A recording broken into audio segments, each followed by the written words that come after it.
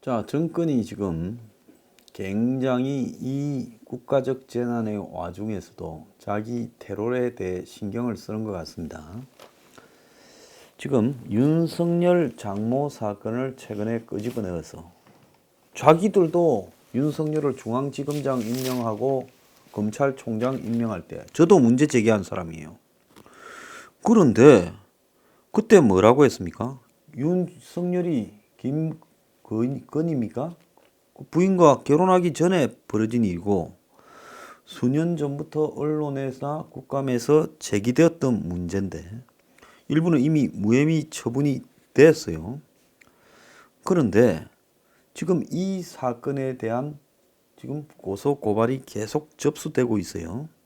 그래서 지금 경찰에도 또 다른 진정 그리고 고발이 접수됐다면서 경찰이 또 수사에 착수했다 그래요.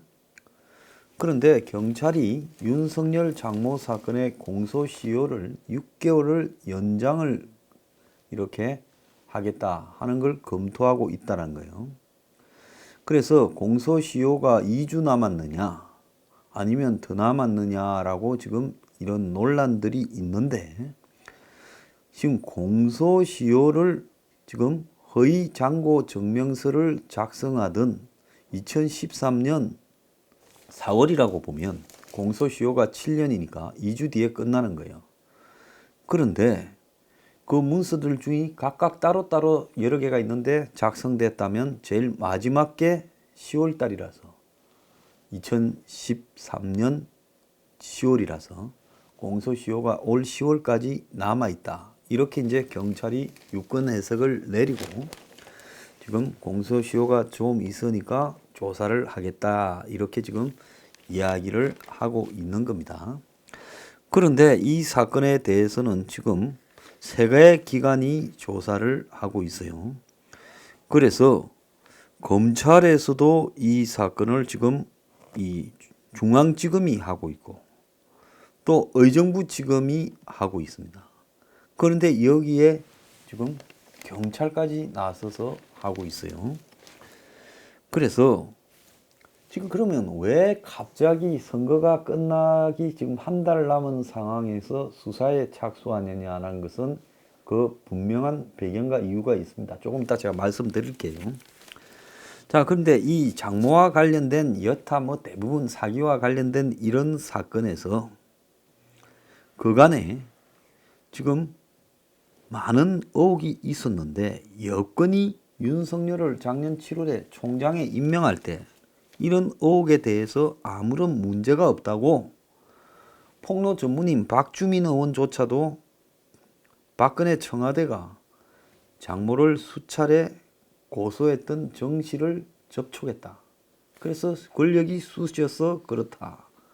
그러면서 위협적인 인물에 대한 고의적인 흠집내기다라고 이야기를 했는데 MBC의 스트레이트를 비롯한 이런 좌파 매체들이 최근에 윤석열을 집중적으로 보도를 하고 나니까 기다렸다는 듯이 사건 관련자들이 고소에 나선 겁니다.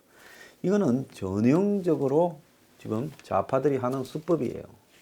자, 오래된 사건, 여러 가지 의혹이 있니 없니 해가지고 진부해진 사건을 다시 해부해서 한 좌파 언론이 보도하고 그리고 정권의 대리인이나 관련자들이 고소 고발에 들어가고 일제히 수사기관이 수사를 하는 부분, 이건 전형적인 형태라는 겁니다. 그 중에 중앙지검엔 이성윤 지검장이라고 윤석열 총장과 아주 껄끄러운 문 정권 편에 붙어 있던 이성윤이가 지금 중앙지검장을 하고 있지 않습니까? 그래서 이 이성윤이가 울산 사건 가지고 또 최강욱이 기소 가지고 지금 윤 총장과 대립을 했죠. 경찰은 수사권 조정을 가지고 또 검찰과 검경 수사권 조정으로 대립하고 있고 지금 경찰 수뇌부는 정권과 붙어 있습니다. 그래서 검찰총장을 상대로 여러 기관이 동시에 수사하고 있다는 것은 그야말로 지금 윤석열이 유재수, 조국, 그리고 울산 선거, 그리고 또 여타 정권에 지금 데미지를 입힐 수 있는 삼성이나 라임 이런 사건의 수사 등에 대해서 윤을 이제 찍어내려고 일제히 공격에 나섰다. 이렇게 봐야 되는 겁니다. 그래서 공소시효까지 이렇게 연장해서 지금 공격에 나섰다. 자, 그거는 최근에 라임 사건과 청와대 행정관 이런 고리에 김 회장이라는 사람이 등장했고 강금실 전 법무장관도 언급이 되고 있습니다. 거기에 관련된 한 회사에 있었어요. 그리고 조국 오촌 조카도 지금 이 라임 청와대 연결고리 중간에 룸살롱 접대도 하고 했다라는 김 회장 회사에 조국 오촌 조카도 정자에 참여해서 이익을 나눠 먹자고 관심을 가졌다는 겁니다. 오늘 아침 동아일보에 보면 라임 펀드에서 투자금을 이 코스닥 상장 회사에 해주면 수십억 대의 현금과 고급 시계 등을 막 제공했다는 거예요. 도망간 이종필이 아예 수수료 명목으로 지금 돈도 요구하고 고급 현대백을 사진 찍어서 보내면 현금 등 2, 30억을 담아서 전달했다는 겁니다. 그래서 검찰이 이 일과 관련해서 지금 라임에 돈이 들어간 상장사 다른 5개, 6개도 조사하고 있다는 거예요. 지금은 리드라고 하는 회사만 코스닥 상장사 조사를 지금 했는데요. 그런데 이 830억을 횡령한 리드라는 회사의 부회장이 리드 라임의 연결고리는 연예기획사 전 대표다 이렇게 이야기를 했습니다. 그래서 수배 중인 김 씨라는 사람이 하나 있는데 이 사람이 사실상으로 지금 리드하고 라임을 연결해서 이 횡령에도 깊숙하게 관련되어 있다는 겁니다. 자, 돈이 1조 한 3천억 없어졌으면 더 없어졌을 수도 있지요. 그 돈을 가지고 상장회사에 코스닥 상장사에 투자해주고 또 상당한 부분을 돌려받고 서로 주거니 받거니 하면서 몇백억을 애들 이름처럼 주고받았으면 여기에 반드시 이들이 지금 이런 짓거리를 할 수 있도록 딜을 봐주고 또 그걸 나눠 먹은 정치인과 권력이 있을 거라는 거죠.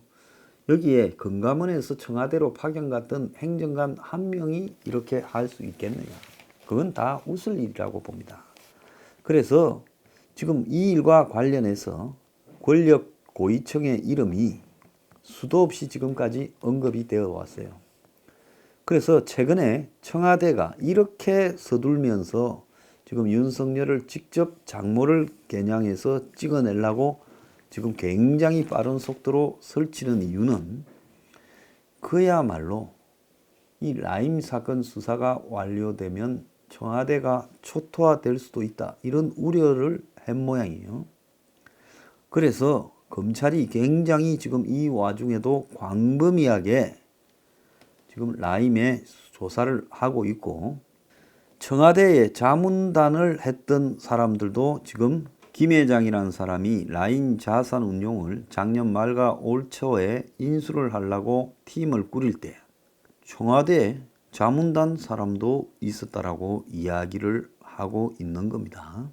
그래서 지난 12월 중순에 라임 자산 운용을 인수하기 위한 자문단이 2명이 갈 건데 청와대에서 자문단에 들어가는 사람까지 다 받았다며 한쪽은 돈을 끌어올 수 있는 쪽으로 만들 거고 한쪽은 금감원, 검찰, 경찰, 변호사 등 쓰레기 처리반으로 갈 거다. 이런 말까지 그 대신정권 반포 MW 센터장이 고객한테 이야기를 했다는 겁니다.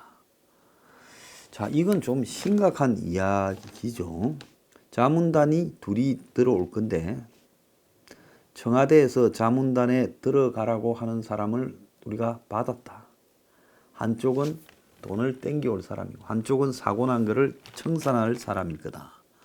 그러면 이 말이 만약에 사실이라면 라임의 자산 운용에 청와대가 사고에 깊숙이 관련돼 있고 그 사고 뒤처리 즉 돈이 다 떨어져서 망하려는 걸 돈을 끌어오는 것과 또 더 나아가서 지금 사고 난 거를 정리하는 걸 사람을 찍어서 내리보냈다는 거죠.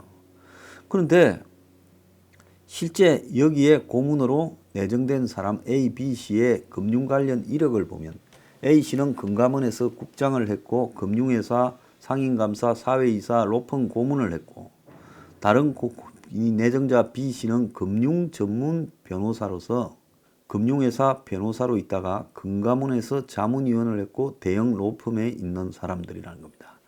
그래서 지금 이 라임에 대한 검찰의 수사가 그냥 이렇게 진행되고 있는 게 아니다.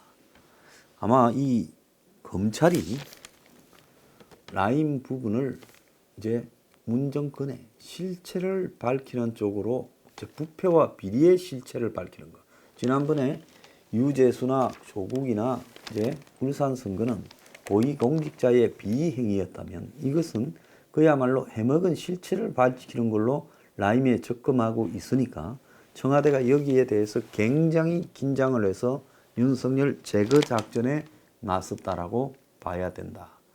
그래서 총선이 끝난 직후에 이 싸움이 크게 더 벌어질 것이다. 자, 그 결과가 어떻게 될 건가 주목이 지금 됩니다. 자, 민주당이요. 정계련이라는 단체를 만들어 가지고 거기에 연합정당 플랫폼으로 하겠다다가 갑자기 더불어시민당이라는 데로 옮겼습니다. 이런저런 이 운동권 좌파들 원로들이 개입해서 요구가 많다 보니 민주당이 자기들을 챙길 게 별로 없어서 힘도 없고 그냥 자기 하수인들 말 잘 듣는 애들 데리고 하는 게 낫겠다고 옮겨갔어요. 그러니까 지금 정계련의 집행위원장 하성수라는 사람이 이제 족보인 인물인데요. 양정철이 협의 아닌 일반 통보를 했다. 이용만 당했다고 폭로를 했습니다. 그래서 양정철이 협상권을 위임받았다며 이렇게 만나서 의논하자 해놓고는 일방적인 통보에 가까운 요구를 이어갔다. 민주운동 원로와 시민사회 대표 인사들이 만든 정계연을 우습게 보고 이용하려 했다. 이제 이렇게 비판하고 나섰습니다. 심지어 여기 공동 대표 신필균, 신낙균 옛날에 장가는 사람의 동생이죠. 신필균은 더 이상 김대중 노무현 정신을 계승할 정당이 아니라는 생각이 들었다. 민주당은 더는 국민을 위한 공당이 아니라 사적 집단 같은 일부 사람들에 의해 운용이 되었다. 좌파들이 만들 때는 아마 청와대하고 협의가 돼가 만들었겠지요. 그런데 양정철 등이 가서 다 해먹으려고 하니까 틀어져 버린 거예요. 그래서 시민을 위하여가 만들어가 그걸로 옮겨간 거예요. 말 잘 듣고 컨트롤하기 쉬운 쪽으로요. 그러니까 처음에 같이 하기로 했던 사람들이 화가 났고 급조된 정당은 다 민주당의 둘러리. 그야말로 가짜들이 그냥 이렇게 갑자기 사진 찍는 용으로 등장한 겁니다. 그러다 보니까 성추행 전력자가 끼어 있고 시끄러워진 거예요. 그래서 이제 진중권이는 양정철의 구상에 의하면 비례대표 의석 전부를 민주당이 가져가야 되는데 그럼 한국당이 지금 비례한국당 만들어가 하는 것과 똑같은 건데 그 둘이는 서로 그래도 공개적으로라도 하지 이거는 아닌 척 하면서 다 가져갈라 하니까 이제 욕이 나오기 시작한 겁니다. 그런데 지금 이 비례한국당과 미통당 사이의 관계에 대해 평화나문가 김용민이가 하는 데서 지금 고발을 했어요. 자, 이거는 너 둘이가 같은 정당이 짜고 치지 않은 저 고발 들어올 거라고 이전부터 이야기를 했지요. 자, 그걸 서로 다른 것처럼 할 수가 없다고 하지 않습니까? 근데 이번에 싸우면서 서로가 연관관계가 있고 연루됐다는 게 나타나니까 바로 고발이 들어왔어요. 김용민이가 요즘 그 일을 주로 대변하고 있어요. 자, 그런데 저쪽은 양정철이가 다니면서 지금 이 짓을 하고 있다는 겁니다. 그런데 또 더 웃기는 일은 개국본 대표 보이스피싱 4억 당했다는 사람이 서초동 집회할 때 자기 그 단체의 김모 명의로 국민은행 계좌로 후원금을 모았는데 모금 당시에 국민은행 계좌와 함께 인터넷 송금 시 받을 이종원인가 하는 대표의 개인의 페이팔 계좌도 함께 공지를 했다는 거예요. 그리고 이 대표라는 사람이 운영하는 시사 타파 TV 후원 계좌에도 페이팔 계좌를 함께 올려놨다는 겁니다. 그러니까 서초동 후원금과 이종원이 개인 유튜버 방송 후원금이 구분 없이 지금 들어갔다라는 겁니다. 그래서 사람들은 이런 걸 구별을 잘 못하지요. 그래서 개국본을 운영하기 위한 후원인지 이종원이 개인이 그냥 쓰는 후원금인지 모르게 이렇게 했다는 겁니다. 그래서 이게 사기 횡령죄에 해당될 수도 있다고 하고 이종원은 직원이 실수로 올렸다 이렇게 말을 하고 있습니다.